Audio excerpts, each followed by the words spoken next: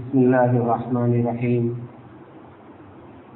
الحمد لله رب العالمين، والصلاة والسلام على سيد الأنبياء والمرسلين سيدنا محمد وعلى آله وأصحابه أجمعين. أما بعد،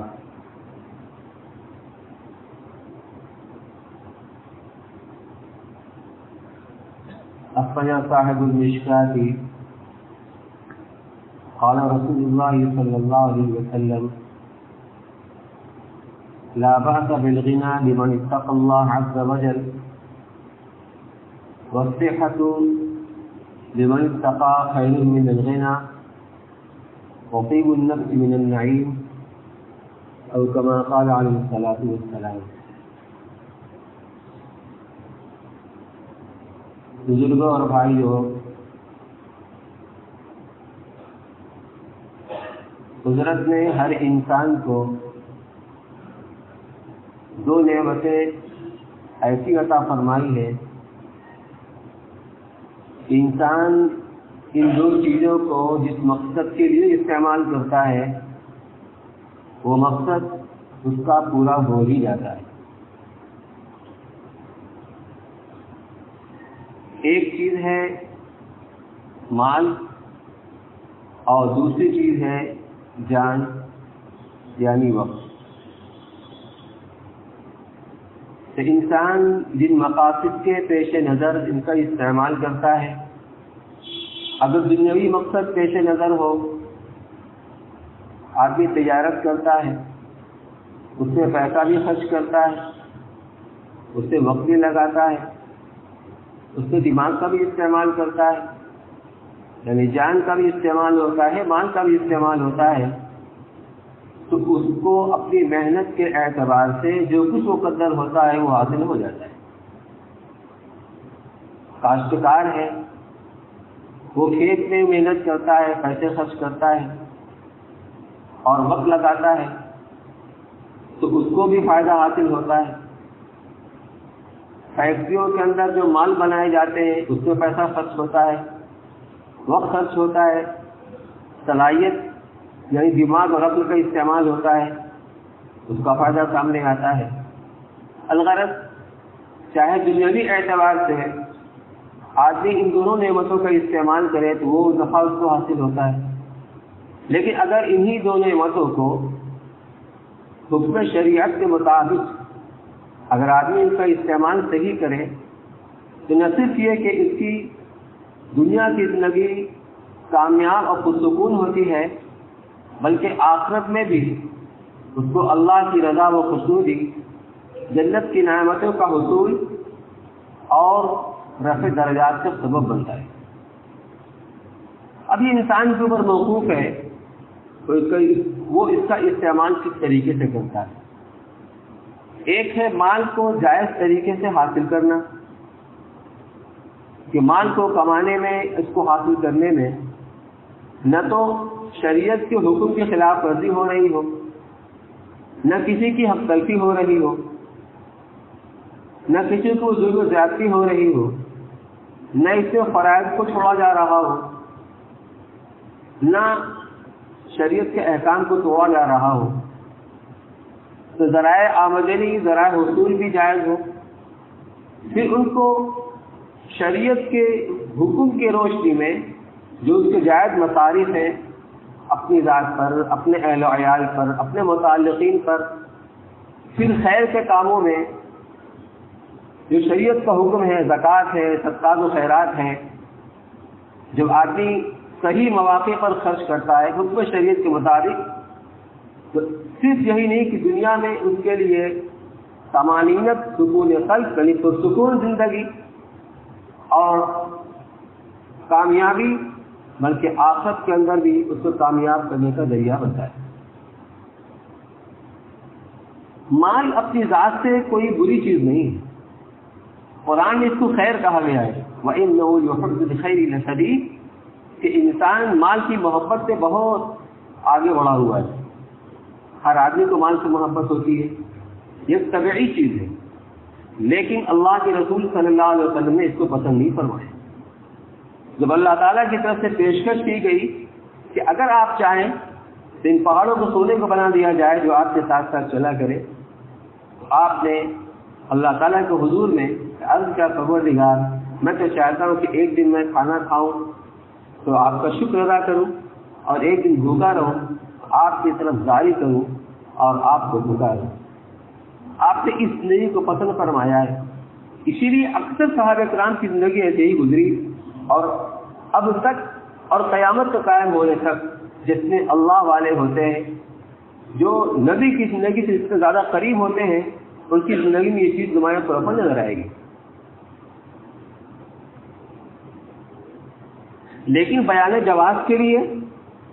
صحابہ کی جماعت کے اندر بڑے بڑے مالدار بھی ہوئے، عبد الرحمن بن عوف رضی اللہ تعالیٰ، حضرت عثمان غنی رضی اللہ تعالیٰ، حضرت حکیم بن حزام رضی اللہ تعالیٰ، عبداللہ بن زبیر رضی اللہ تعالیٰ، بڑے بڑے مالدار صحابہ بھی ہوئے ہیں، لیکن مال جب ان کے پاس آیا تو ان کے معیار زندگی کے اندر کوئی فرق نہیں ہوا، وہی سادہ زندگی، وہی سادہ رکھ رکھاؤ، وہی سادہ مکان، سب کچھ وہی، لیکن اس کو مال کو ذریعہ بنایا آخرت کو حاصل کرنے کا، قرب و خدا بندی کا۔ تو اگر اللہ نے ہم میں سے کسی کو مالداری سے، دولت بندی سے نوازا ہے، تو پھر ہماری فکر ہونی چاہیے کہ کس طریقے سے ہم اللہ کی اس نعمت کو ذریعہ بنائیں قرب و خدا بندی کا۔ یہ عقل مندی کی بات ہے۔ اور میں آپ کے سامنے اسی مضمون کو بیان کر رہا ہوں، ایک حدیث۔ سب سے پہلے تو حضرت مصعب بن عمیر رضی اللہ تعالیٰ عنہ، یہ وہ صحابی ہیں جو اسلام سے قبل مکی زندگی کے اندر جتنا شاہانہ لباس یہ پہنا کرتے تھے، جس کے عمدہ خوشبو اور عطر ہی استعمال کرتے تھے، کوئی نوجوان مکہ میں ایسا نہیں تھا۔ 200 درہم کے کپڑے جوڑے پہنتے تھے، عمدہ سے عمدہ خوشبو۔ لیکن جب مسلمان ہوئے تو ان کے چچا نے ان کو گھر سے نکال دیا، کپڑا اتروا کر ننگا کر کے نکال دیا۔ لیکن ماں بہرحال ماں ہوتی ہے، وہ ترس آیا، اس نے ایک چادر دیا جس کے انہوں نے بیچ سے پھاڑ کر ایک نیچے باندھ دیا اور ایک اوپر اوڑھ کر اسی طریقے سے مدینہ میں اللہ کے رسول صلی اللہ علیہ وسلم کی خدمت میں حاضر ہوئے۔ تو حضرت علی رضی اللہ تعالیٰ عنہ فرماتے کہ ایک مرتبہ ہم صحابہ کی جماعت حضور صلی اللہ علیہ وسلم کے ساتھ مسجد کے اندر بیٹھی ہوئی تھی کہ سامنے سے وہ گزرے حضرت مصعب بن عمیر رضی اللہ تعالیٰ، اس حال میں کہ ان کے اوپر ایک چادر تھی۔ عام طور پر لباس یہ ہوتا تھا کہ ایک چادر نیچے پہن کی جگہ ایک رخ اوڑھ لیا کرتے، لیکن فقر اصلاح کا یہ عالم تھا کہ ان کے پاس اتنا بھی انتظام نہیں تھا کہ 2 چادر کا انتظام کرتے، ایک ہی چادر تھی، اس کو گردن میں گانٹھ لگا لیا کرتے تھے، ادھر سے لا کر کے دونوں سرا اور گردن میں گانٹھ لگا لیا کرتے تاکہ سطر پوشی بھی ہو جائے اور اوپر کا بدن بھی کچھ نہ کچھ مستور ہو جائے۔ اس چادر کے اندر بھی چمڑے کا پیمان لگا ہوا تھا۔ فرماتے کہ حضور اکرم صلی اللہ علیہ وسلم نے دیکھ کر کے آپ کی آنکھیں دبدبا آئی، رونے لگے۔ وہ پچھلی زندگی دیکھ کر، وہ ناز نعمت کی زندگی تھی، اور اسلام قبول کر کے ان کا کیا حال ہو گیا کہ اتنا میسر نہیں کہ قاعدے کا ان کو 2 چادر نصیب ہو جائے۔ پھر آپ نے فرمایا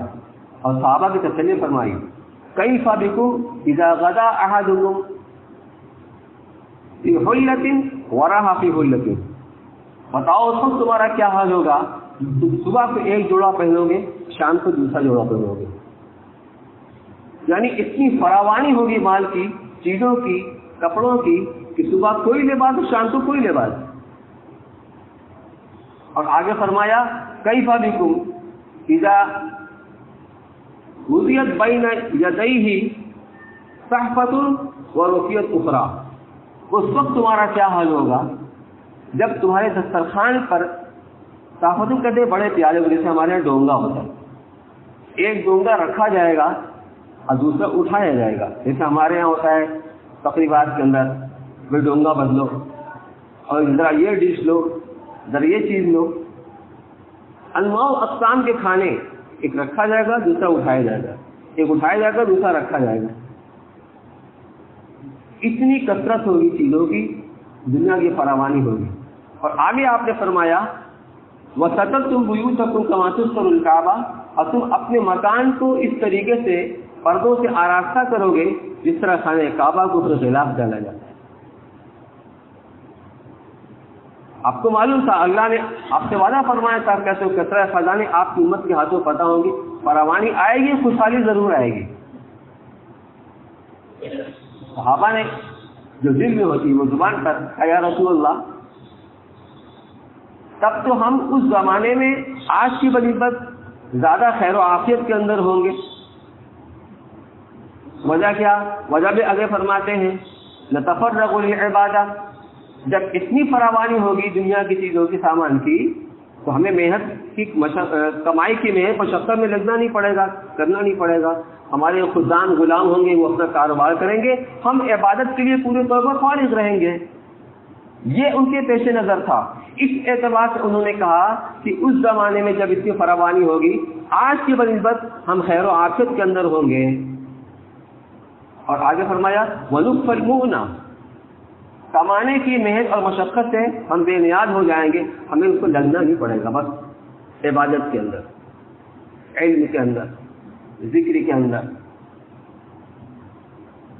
اللہ کے رسول صلی اللہ علیہ وسلم نے ان صحابہ سے فرمایا،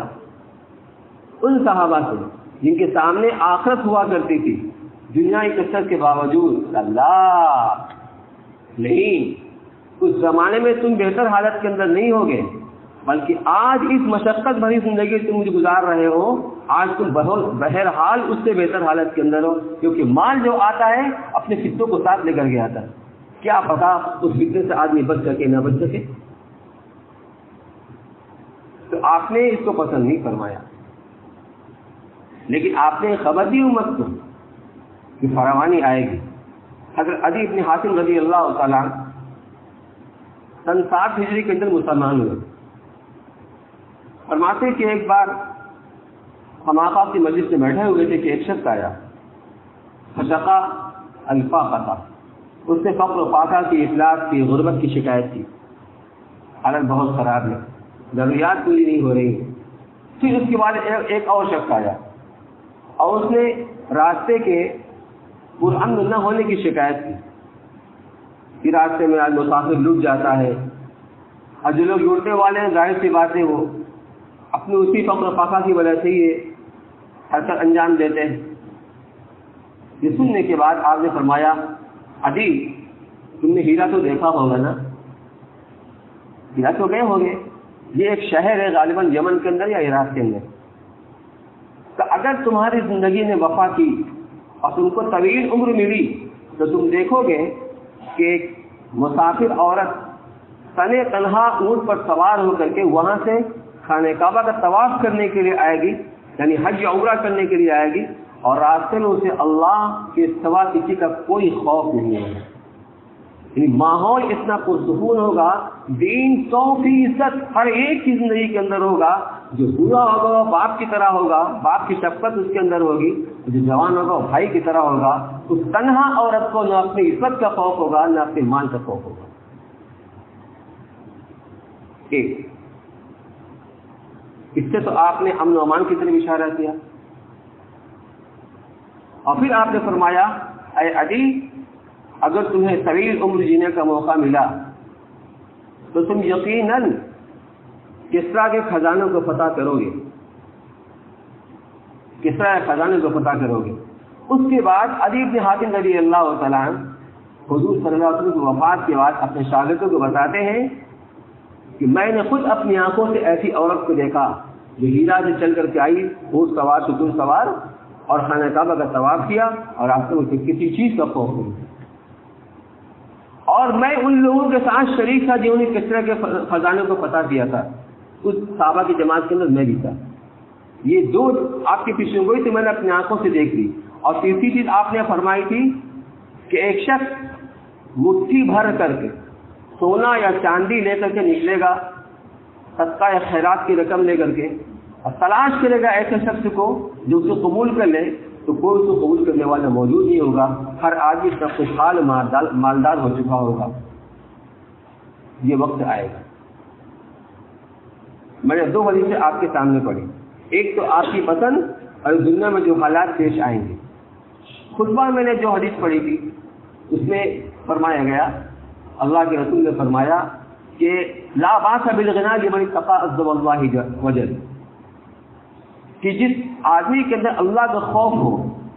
جو متقی پرہیزگار ہو، گناہوں سے بچتا ہو، اس کے بارے میں دولت مندی کا اور مالداری میں کوئی حرج نہیں. اس کے پاس اگر دولت ہو، مالدار ہو، کوئی حرج نہیں، کیونکہ اس کا تقویٰ، اس کا خوف زیادہ اس کے صحیح راستے پر چلائے گا، انحراف سے، بے راہ روی سے اس کو بچائے گا اور صحیح رخ پر چلائے گا. لیکن آپ نے آگے فرمایا والصحۃ لمن اتقى خیر من الغنى، لیکن اس کے باوجود ایک متقی شخص کے لیے تندرستی، صحت و تندرستی یہ بدرجہ بہتر ہے وہ مالداری اور دولت مندی کے مقابلے. کیا پتا کبھی دولت مندی کی وجہ سے آدمی کا قدم پھسل جائے. اس کی صحت ہوگی تو بھلے آدمی کے پاس مال ہو نہ ہو، لیکن وہ شریعت کے حکم کو پورا کرے گا. پھر آگے فرمایا وطیب النفس من النعیم، اور خوش دلی، یعنی آدمی کے اوپر کوئی ٹینشن نہ ہو. کوئی ٹینشن، جتنا بڑا مالدار ہوتا ہے نا اتنا زیادہ ٹینشن ہوتی ہے. کوئی ٹینشن نہ ہو، دل مطمئن پرسکون ہو، یہ بھی اللہ کی نعمت.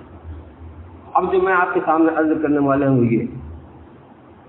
مال اپنے ذات سے کوئی بری چیز نہیں، یہ خیر تو خیر کہا گیا. آپ نے فرمایا انا مما اخاف علیکم من بعدی ما یفتح علیکم من زہرۃ الدنیا وزینتها، کہ مجھے اپنی وفات کے بعد تمہارے اوپر سب سے زیادہ اندیشہ اس بات کا ہے کہ تم پر دنیا کی بہاریں، دنیا کی رونق، اس کی شادابی سرتابی، اس کو کھول دیا جائے گا، پھیلا دی جائے گی تمہارے اوپر. ڈر کس بات کا ہوتا ہے؟